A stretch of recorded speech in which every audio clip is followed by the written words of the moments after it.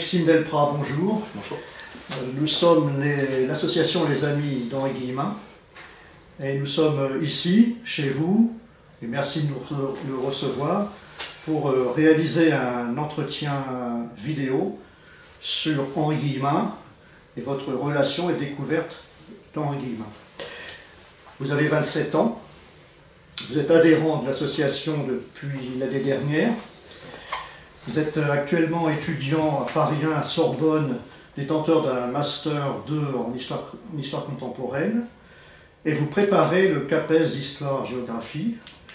Vous avez été reçu aux écrits, bravo. Merci. Et là, vous préparez les oraux, dont les dates sont toutes fraîches, sont 27, 28 et 29 juin.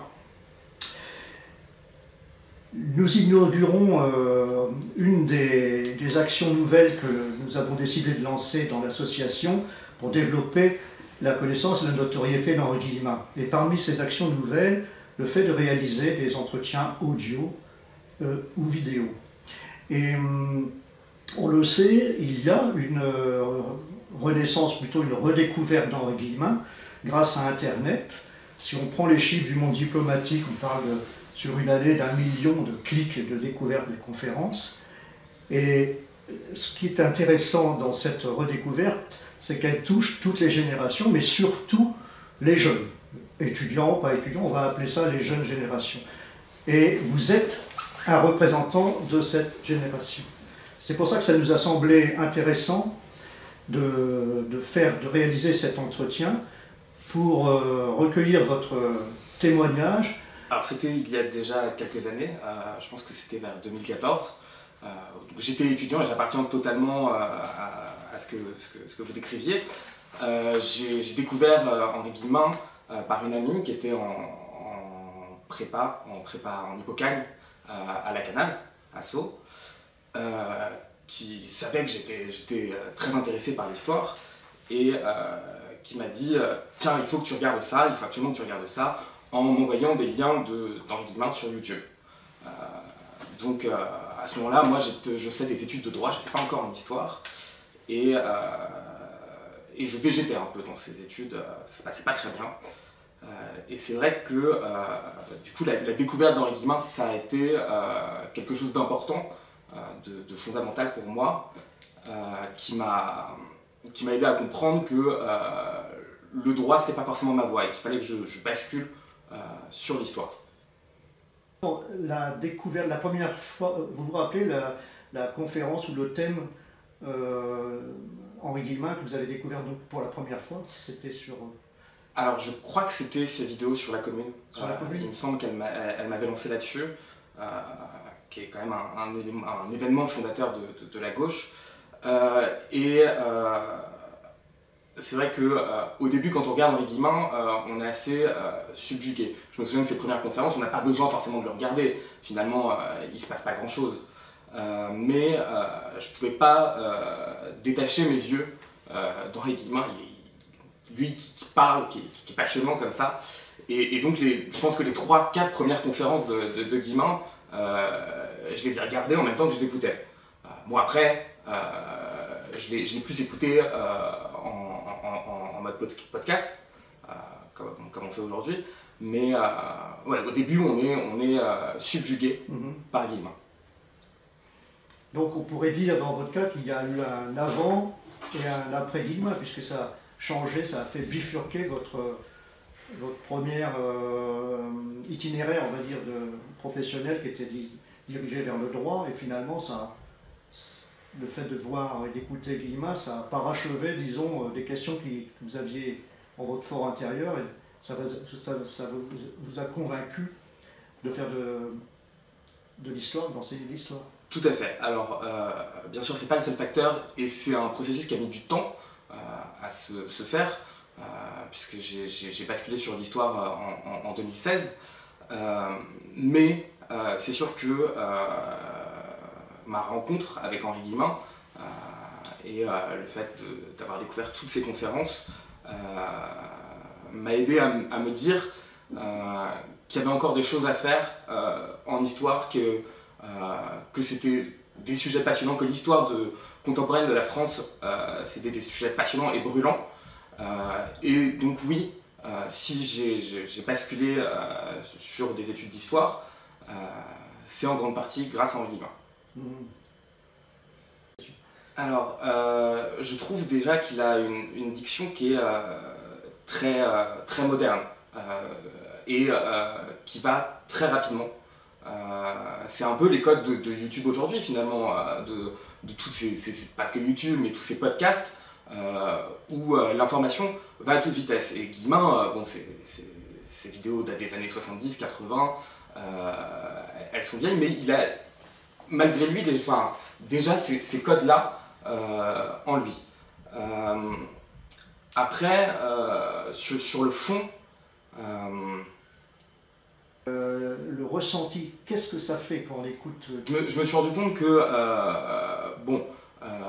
ce qui se dit dans la société, oui, Guillemin, il tord tous ces sujets-là, bien sûr. Quand j'ai basculé dans le milieu universitaire, je me suis rendu compte que finalement, Guillemin, il fait que sortir ce qui se disait déjà à l'époque dans le milieu universitaire. Certes, il le dit à un plus grand public. Il le dit à télévision suisse, notamment. Et donc, pour le téléspectateur suisse, comme pour l'auditeur français des années 2010, c'est des choses qui sont nouvelles, mais qui finalement, dans le milieu historique, sont pas si nouvelles que ça. J'irais même jusqu'à dire que il n'a rien inventé, Guillemin, mais il le dit avec tant de conviction, tant de force, et sur la forme c'est tellement unique que ça lui confère un caractère particulier. Une question sur votre entourage, vos collègues, amis, voire vos professeurs. Est-ce qu'on parle souvent, ou pas souvent, de Guillemin autour de vous? Est-ce qu'il y en a d'autres qui le connaissent, ou est-ce que personne ne le connaît et c'est vous, maintenant l'ayant découvert, qui en parlez? Comment ça se passe? Oui, alors, d'abord au niveau des gens de mon âge, des étudiants. Au niveau des étudiants de sciences humaines, Guillemin circule. Depuis le début des années 2010, depuis que moi j'ai commencé mes études, Guillemin c'est quelque chose c'est quelqu'un qu'on écoute, et je dirais plus de la moitié des étudiants en sciences humaines, que ce soit en histoire, que ce soit dans les autres sciences humaines, connaissent Guillemin. Au niveau, mais je pense que ça va au-delà de Guillemin. Moi j'ai travaillé très longtemps, et je travaille toujours en centre de loisirs, et il n'y a pas longtemps je parlais avec des collègues animateurs, et je me suis rendu compte qu'ils connaissaient Guillemin alors qu'ils n'ont jamais fait d'études de sciences humaines ou de choses approchantes, mais bien sûr qu'ils connaissent Guillemin et qu'ils avaient écouté les conférences d'Henri Guillemin, parce que je dirais qu'ils font partie d'un milieu assez ancré à gauche, un milieu peut-être plus associatif.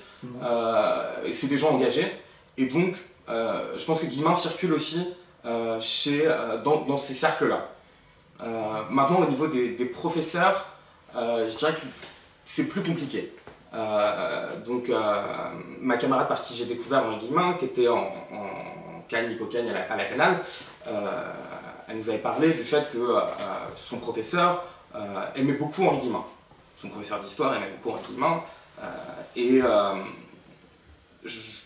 c'est pas le cas de tous les professeurs. Moi, à la Sorbonne, j'en ai entendu parler 2 fois. Alors la première fois, c'est moi qui l'ai amené dans la conversation avec le professeur avec qui je travaillais, qui n'avait pas l'air très enthousiaste à propos d'Henri Guillemin. Très clairement, oui, on n'a pas trop rebondi sur ce sujet-là. J'ai senti que ça le branchait pas beaucoup. Mais je me souviens d'un autre cours, un séminaire où un autre professeur en a parlé pour nous dire Henri Guillemin, c'est rigolo parce qu'il dit tout ce que nous, en tant qu'historiens, on ne peut pas trop se permettre de dire, mais en gros, ce qu'il nous disait, c'est très bien, allez-y, allez regarder. Ah oui, donc un professeur de la Sorbonne. Un professeur de la Sorbonne. Donc il y en a. Il y en a, mais voilà, il le disait bien. Moi, en tant qu'historien, c'est pas exactement ce que je dirais. Ça va jusqu'à conseiller de le lire, de l'étudier dans votre cursus, ou certains professeurs, du coup, celui dont je parlais, oui, et nous recommandait en tout cas d'aller écouter ses conférences. Peut-être pas forcément de le lire, parce que les livres d'Henri Guillemin ont quand même aujourd'hui 30 ou 40 ans pour certains. On nous recommande en études d'histoire de lire des livres plus récents, des livres de recherche plus récents. Donc là, il y a des livres qui sont publiés chaque année, donc un livre qui a déjà 30 ou 40 ans, on n'en met pas beaucoup dans nos bibliographies. Mais aller écouter ces conférences, oui, ça, et notamment, je pensais au professeur d'histoire, aussi de Camille Pocagne, dont ma camarade me parlait. D'après vous, est-ce qu'il y aurait aujourd'hui d'autres personnalités, vivantes ou pas, qui feraient cet effet, qui auraient cet effet, on va dire, effet Guillemin, d'être subjugué, comme vous dites, ou est-ce un cas unique, finalement? Sur la forme, je pense que ça reste assez unique. On peut le comparer avec l'autre qui passait à la télévision française, Alain Decaux. Voilà, c'est pas du tout la même chose. Alain Decaux a une diction beaucoup plus lente, passe beaucoup plus par des reconstitutions, des images, etc. Guillemin, on est face à quelqu'un qui nous parle à un débit très rapide. Il faut se concentrer pour écouter les conférences de Guillemin, et qui fait que nous parler. Donc sur la forme, ça reste encore aujourd'hui assez unique. Sur le fond, je pense qu'il y a des très bons livres d'histoire qui sortent chaque année, et que la recherche en histoire a fait beaucoup de progrès depuis 20 ou 30 ans. Si je pense à un livre relativement récent qui a été publié il y a 2-3 ans, peut-être à Gérard Noiriel, Une histoire populaire de la France, qui à mon avis est un livre assez proche, en tout cas qui offre une vision de gauche de l'histoire de France assez proche de celle de Guillemin, et qui veut aussi se détacher de toute cette histoire, toute cette vulgarisation historique de droite qui a beaucoup de succès ces dernières années. Et d'ailleurs, les vulgarisateurs de droite, et dire que à une époque où les universitaires sont sortis de tout ce milieu médiatique, que finalement on a laissé la place à tous ces vulgarisateurs de droite, le recours à Guillemin est peut-être une chose nécessaire, et que c'est là, à mon avis, ce que vous me demandiez, où est-ce que peut servir Guillemin, que c'est là, à mon avis, où Guillemin peut être utile encore aujourd'hui. C'est-à-dire que finalement, il a tous les codes encore modernes d'aujourd'hui, et face à Stéphane Bern, Éric Zemmour, Franck Ferrand et j'en passe, Guillemin, comme on le disait, c'est un anti-Stéphane Bern. Et le vrai problème, c'est que c'est les 4 plus grands vendeurs de livres d'histoire, et aucun n'a une formation historique. Alors certes, Guillemin on a pas non plus, mais a une formation de critique des textes déjà, ce qui le différencie grandement de ces 4-là. Je veux dire, Guillemin, il surnommait lui-même l'homme des petits papiers. Voilà, c'est quelqu'un qui va à la source, qui tire son analyse de quelque chose. Ce qui n'est pas le cas de ces 4 personnages. Voilà, qui pourtant vendent des centaines de milliers de livres, qui sont les derniers historiens à vendre des livres en France. Puisque, oui, aujourd'hui, un livre qui dépasse les 5 ou 10 000 exemplaires vendus, un livre d'histoire qui dépasse les 5 ou 10 000 exemplaires vendus, ça n'existe presque plus. Je ne connais pas les chiffres de vente de Guillemin, mais ça doit pas être beaucoup plus aujourd'hui. Et d'ailleurs, quels seraient les auteurs ou les historiens actuels, vivants, qu'on vous conseille d'étudier ou de lire ou de suivre en ce moment, à part Noiriel, vous avez d'autres noms? Oui, je pense aussi, peut-être dans un autre genre qu'a pas exploré Guillemin, le grand historien c'est l'histoire connectée, l'histoire mondiale, qui est notamment beaucoup plus présente dans les programmes scolaires depuis 20 ou 30 ans, et le grand historien de cette histoire connectée qui s'oppose aussi à tous ces gens de droite, c'est Patrick Boucheron, qui a publié une histoire mondiale de la France il y a 4 ans maintenant. C'est peut-être un pan qui n'est pas présent chez Guillemin. Guillemin, il avait d'autres préoccupations, il s'intéressait qu'à l'histoire de France. Mais c'est un pan important de l'enseignement et de l'histoire universitaire aujourd'hui. Et à votre avis, pensez-vous que les jeunes futurs professeurs comme vous, aujourd'hui, en 2021, par rapport, je dirais, au contexte, à la marche du monde, à ce qu'on voit, qui n'était évidemment pas le même contexte du temps de Guillemin, mais est-ce que vous sentez la volonté, le désir, l'inclination de faire de l'histoire critique, ou disons d'aller sur les pas d'Henri Guillemin, ou d'être au contraire de rester dans le sillon de l'académisme programmé? Je pense qu'il y a toujours une volonté chez les jeunes générations d'aller s'opposer aux anciens, d'aller déranger un petit peu les plus anciens, les générations précédentes, et de s'inscrire dans quelque chose de nouveau. Après, je pense que Guillemin est quelqu'un de son temps, il est né en 1903, et la façon de déranger les nouvelles générations est peut-être aujourd'hui différente. Il y a peut-être d'autres sujets sur lesquels aller déranger les générations d'historiens précédentes. Et vous-même, lorsque vous serez prof, comment vous entrevoyez, alors professeur histoire-géo en collège, dans un premier temps? Donc effectivement, on ne fait pas que de l'histoire contemporaine, mais s'il fallait en faire, vous seriez tenté par enseigner de façon, on va dire, non académique, ou est-ce que c'est encore possible de le faire?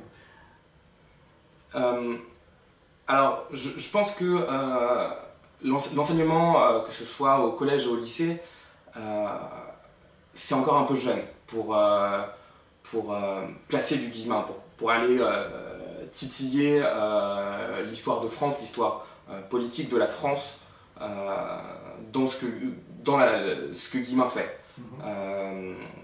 Mais par contre, je pense que l'enseignement d'Henri Guillemin est nécessaire.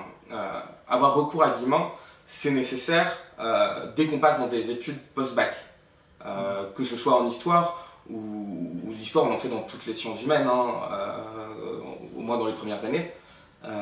Et donc c'est là où je pense que il faut avoir recours à Henri Guillemin, qui offre... Guillemin, c'est un dictionnaire de citations, et d'opinions d'ailleurs. C'est-à-dire que on peut construire une dissertation de licence d'histoire avec les conférences de Guillemin. Ça marche très très bien. Moi, je l'ai fait à plusieurs reprises. C'est très bien. 7 ans d'histoire, même si je retourne à mon mondial primaire, on fait 12 ans d'histoire dans le primaire et dans le secondaire. Il est fort probable que jamais un collégien ou un lycéen n'entende parler de la commune dans ses cours. Et alors qu'on sait à quel point c'est un événement fondateur, pas que pour la gauche française, mais de l'histoire de France. Et bon, cette année, on fête le 150e anniversaire de la commune. On fête aussi les 200 ans de la mort de Napoléon. Oui. Peut-être qu'on voit un peu plus, on voit certainement plus la période de l'Empire et la période de Napoléon que la commune dans les programmes. Une question sur vos thèmes, puisque vous enseignez l'histoire et la géographie au collège. Si je prends l'histoire, c'est un éventail très large, puisque ça va, j'imagine, de l'Antiquité à nos jours. Donc, mais dans ce grand éventail historique, avez-vous soit des personnages, mais plutôt période, une époque de prédilection qui vous intéresse plus que les autres? Alors moi, je me suis consacré à l'histoire contemporaine, du coup, notamment dans mes années de master, et plus particulièrement, bien sûr, à l'histoire politique de la France. Je suis arrivé bercé par Guillemin, hein. Et du coup, il fallait que je m'intéresse à quelque chose d'approchant de ce que faisait Guillemin, et du coup, je me suis intéressé au scandale politique. Voilà, j'ai travaillé sur la Troisième République, qui à mon avis est une période passionnante, où il se passe beaucoup de bouleversements, où la France devient républicaine, et ça Guillemin le montre très bien dans ses conférences sur l'autre avant-guerre, qui sont à mon avis ses conférences les plus sous-cotées parce qu'elles ont, il y a un véritable travail derrière et elles ont un véritable intérêt historique encore aujourd'hui. Et du coup, je me suis intéressé au scandale de cette période-là, parce qu'avec la République viennent des scandales. Ça serait, si vous aviez envie de faire de la recherche et de pousser votre passion de l'histoire sur ces horizons-là, quel serait un peu aujourd'hui, pouvez-vous dire quel serait le thème ou le sujet d'une recherche, soit pour une future thèse? Alors, ce qui serait intéressant, je pense, même si j'ai travaillé jusqu'ici sur la Troisième République, ce serait peut-être de passer sur la Quatrième, voire la Cinquième République, où Guillemin n'avait pas ce recul-là à cette époque, mais maintenant nous l'avons. Et il y a sûrement des sujets historiques, des scandales, vu que moi je travaille là-dessus, qui seraient intéressants de creuser. Eh bien, c'est la fin de notre entretien. Merci Maxime, merci de nous avoir accueillis pour ce premier entretien vidéo chez vous. Et bonne chance pour les oraux dans quelques jours, quelques semaines.